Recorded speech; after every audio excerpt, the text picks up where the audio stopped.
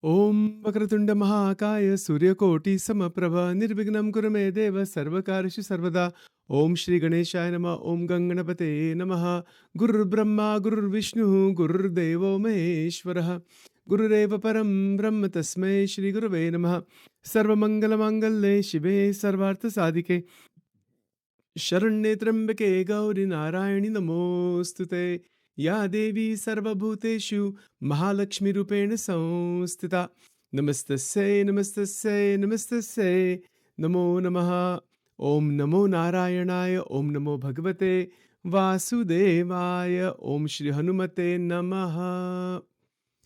Welcome to Nitya Satsang. Today is the 28th of March 2025.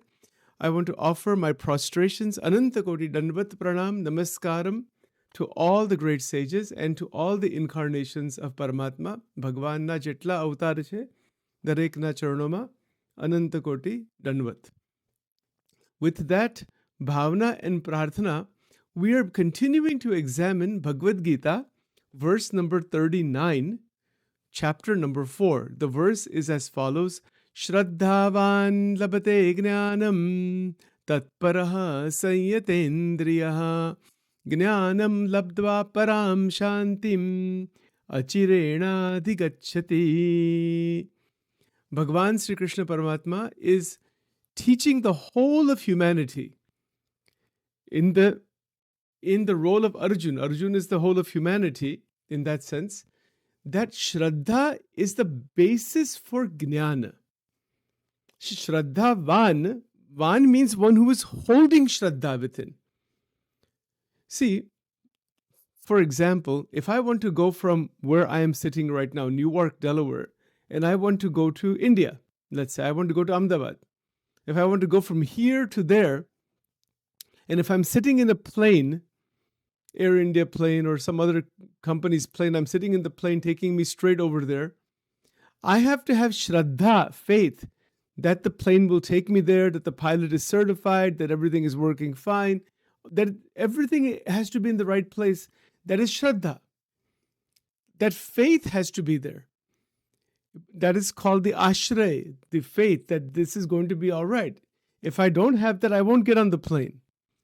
Similarly, the words of the Bhagavad Gita are such that to have Shraddha in them takes time to develop. But once you develop the Shraddha that this is correct, through a whole process of satsanga, scriptural study, sadhana, manan chintan, Shraddha becomes available for us. We become Shraddhavan. Shraddha, which is a quality, we begin to hold the quality that is called Shraddhavan. The word van there means possessing, holding, having that quality, like dhanvan. Dhanvan means somebody who has lot of wealth, dhana. Bhagavan, one who has the 6 bhagas. You see? So Shraddhavan, why that is used? Because Sri Krishna is teaching us there that to open the dimension of Shraddha and then to hold on to it. Isn't it something beautiful? For example, let's say you've started a business or some job you're doing and you get good amount of money in that. You obtain it. Labate, you've got the material. Now you have to hold on to that. Let's say the big check is deposited of $100,000 in the bank account somehow. You got some big payment. Okay. But if you're not careful of how you're spending the money, or if you're not even aware, then it's not going to be of any use. It has to be held. When we have obtained something wonderful, something meaningful, it has to be maintained and preserved. Like a relationship, for example, when 2 people get married and they say, we have to maintain our marriage. This is a very common expression. So much is required to maintain. That means to hold on to. That is what is meant by Shraddhavan. How amazing. Shraddha Jivan mein jo aayegi, if it comes, and also there are levels of Shraddha, Paripakva Shraddha. In Gujarati, we would say Paripakvata, Paripakva Shraddha. It is called Achala Nishta. Achalam. This word comes. Achal means unmoving. that every word in the Srimad Bhagavad Gita is absolutely correct. That absolute feeling, nishta, faith, comes from inside. And then bhakti develops. Why we have to have Shraddha? What is the purpose of Shraddha? Because we're connecting with Paramatma that we cannot see as such through the murtis and through the scriptures and gurus and all. We're connecting to move from Shraddha into Jnanam. It is a transition internally in our life, in our Anubhav, from Paroksha to Aparoksha.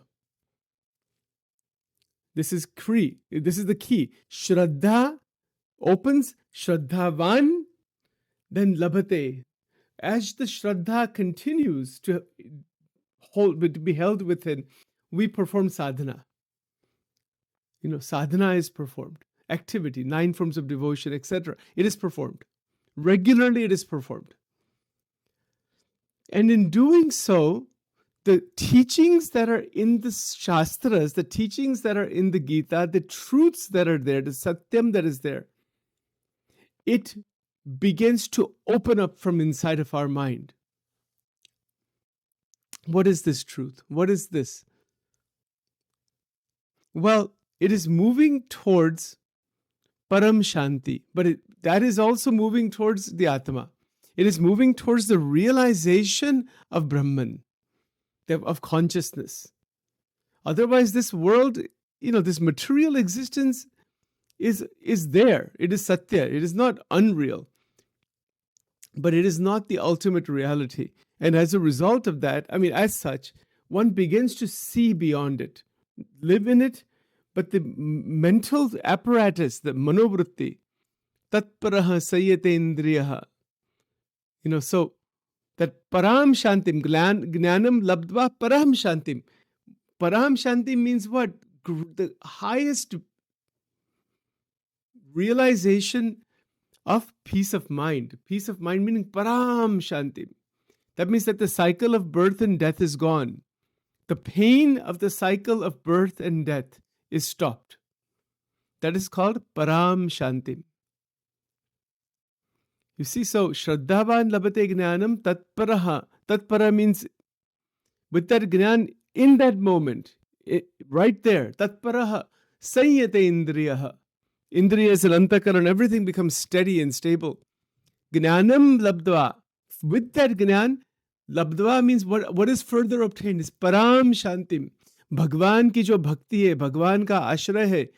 One becomes absolutely absorbed inside the Swarup of Paramatma, where there is natural stillness, Param Shanti, Shanta Swarup. Bhagwan Narayan ka kaisa Swarup hai? Shant, Param Shant. Bhagwan Shankar, the Vigrah of Shivji, sitting in Dhyan, kitna Param Shanti, Param Shanti. The different Sadgurus who are meditating, and are seen in meditation. Param Shanti. जीवन में शांति का बहुत महिमा है. That Shanti is not, as I mentioned before, dullness or inactivity. अब मन शांत हो गया, जीवन शांत हो गया, अब क्या करना जीवन में? कुछ करना ही नहीं. No, it's not like that. In fact, activity in the sansar, for the people in the world, for our family, for ourselves, further development is performed on the platform of Shanti. Shanti meaning Param Shanti. That activity is performed on that platform. So that activity is completely seva. It is bhakti. It is the best activity, but there is no worry, fear, or tension. Why is that? Because in the jnana state, there is the reduction of the egocentric thinking. As I mentioned before, just a quick review, the decrease in the egocentric thinking. I'm only thinking about myself. No, you're thinking about the benefit for the whole world. That is how it works. Even, for example, very simple example, someone is doing a cashier job at a grocery store. Minimum wage job, let's say, or maybe a little bit more than minimum wage, working at Acme as a cashier at a grocery store. That job, if you change the vision of it, it can lead you to ultimate moksha. Think about that. We think of, I have to go to work, I have to go to job, I have to get paid, this, that. We're worried. It's coming out of fear, agitation. We're always thinking about how much somebody's giving me. What am I doing for them? A lot of karma is generated in that. इसमें से बंधन बहुत होता है. Now the same activity can be done without any kind of bandhan, without any bondage. How? Because you're doing it as a seva. If a cashier is there, or like a person stocking the food in the aisles of the grocery store, change the vision. Going inside the store, मैं भगवान के मंदिर में जाता हूँ. Change the vision. I'm doing activity to serve the society in some way. Maybe it is sattvic, maybe it is rajasic, maybe it is tamasic. But it has to be nirgun. Whatever kriya is done is offered to the Lord as part of the activity of the sansar. That's what the Gita is teaching, that nirgun kriya. Take the grocery store example. If an employee is going into the store, start before going inside, Bhagwan ka naam lena for 5 minutes, 10 minutes, sitting in the car. Said, I'm going into the temple. Break the division. Just as if you're going into a Krishna temple or a Lakshmi Ji temple or a church or a Gurudwar, go into the grocery store with the same bhavana. This is called adhyatma. Isko adhyatma kehte hai. And what happens in this? This is the jnana. Decrease in egocentric thinking. Now, what happens here? Let's say, for example, a person is working in such a store. Generally, we're thinking, I have to work my shift, then I'll get a paycheck at the end of the week or end of the 2 weeks, and then I'll be happy. I'm just exchange, Change. Yeah, that's true. But change the vision. Like if you're a doctor, go into the clinic as a sevak, not in terms of how much money money is going to come. Don't worry about that. That will come, whatever practically has to be done. But change the vision. Tremendous amount of wealth and everything will flow. You don't have to even do anything in that. We change the vision. That I'm here to serve everybody. Here to serve the customers. God is within them. Aham Vaishvanaro Bhutva. And then the activity is all done as seva. Just as people do seva in the temples, why can a job not be considered as seva? Where does the Gita say anywhere that you do seva in some temple? There's no word even temple mentioned in the Gita, by the way. Think about this. शब्द जो है ना, मंदिर शब्द, वो है ही नहीं in the Bhagavad Gita. Have you ever thought about this point? Think about it. We think of Krishna sitting in some temple somewhere. It's totally wrong idea. भगवान दरेक के हृदय में है. अहम सर्वस्व हृदयम. Mandir is a sadhana. It is a place to realize this thing that we're talking about. Shraddhavan labate jnanam. There's no mention of any temple, any sanstha, any limited tradition or anything like that inside the Gita. There is only mention of one thing. That is the Ishavasya midam sarvam, that you see me everywhere. Yo mam pashyayati sarvatra. Does it say in the Gita, you see me in the temples? Of course, God is in the temple. That is our bhakti bhavana. That is a beginning point, and that is necessary. That is very important. Don't misunderstand. I'm not saying don't go to temples and all that thing. Bahut mahima hai iska. But it cannot stop there. That is a starting point only. That is only a starting point. It is not the end point.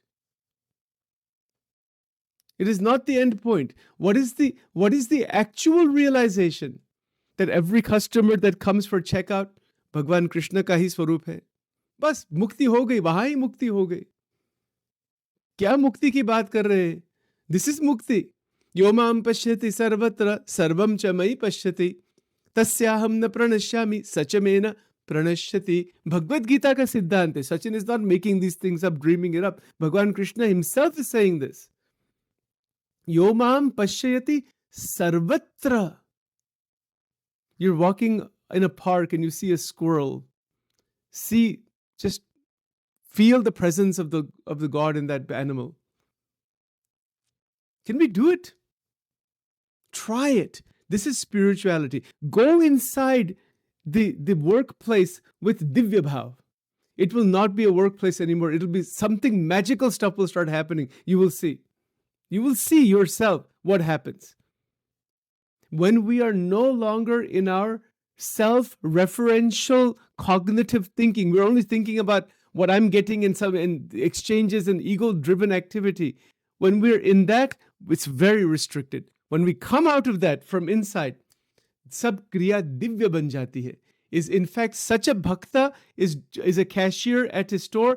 Anybody who sees that bhakta gets liberated. Itna mahima hai iska.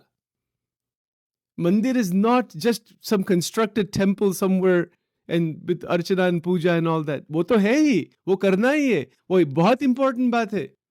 But that is not the end. And Gita doesn't talk about any temples at all.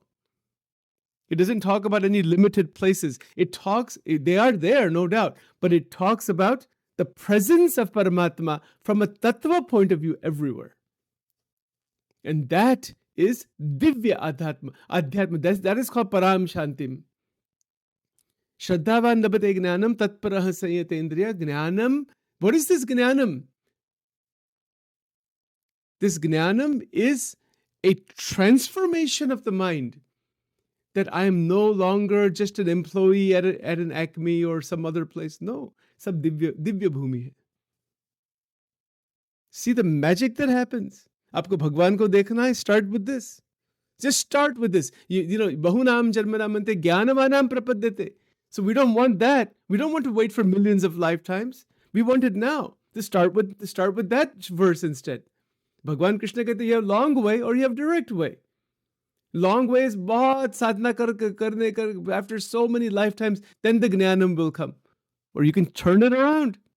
The gnanam is right now. Abhi bhi hai, abhi hi hai. Bhagwan sab jagah hai, sab mein hai, wo hi hai. Start with that. Stay with that. And don't come out of that. That's it. Vidyavan labate gnanam. What is that? What is that verse? Let's see. Yomam Pashiti Sarvatra, that one is there. And then, I forgot yes.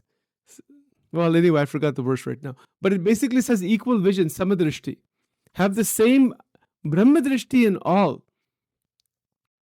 You know, Vidya Vinaya Sampanne, Brahmane Gavihasti Nishuni Chaiva Shapake Cha Panditaha, Samadarshinaha, Samadarshan. Some darshan ho jata hai. Somebody's a fat customer. Somebody's a small customer. Somebody's this, somebody's that. Somebody's rich, somebody's poor. Somebody has food stamps. Somebody has $1 million. Somebody has $1 billion. Somebody has this, whatever. Samatva, samdrishti.